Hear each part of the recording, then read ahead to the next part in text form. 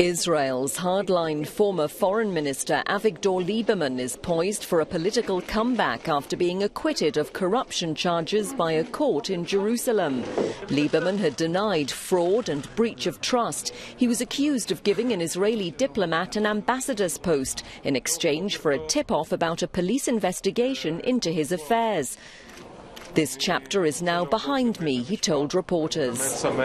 Lieberman's been outspokenly skeptical of US-backed peace talks with the Palestinians, which resumed in July, saying he thought any permanent deal was impossible. His ultra-nationalist Yisrael Beitenu party is allied with the right-wing Likud party of the Prime Minister. Benjamin Netanyahu congratulated Lieberman on his acquittal, confirming his return to government. He didn't say what role Lieberman would take, but the Foreign Ministry portfolio has been kept open for him.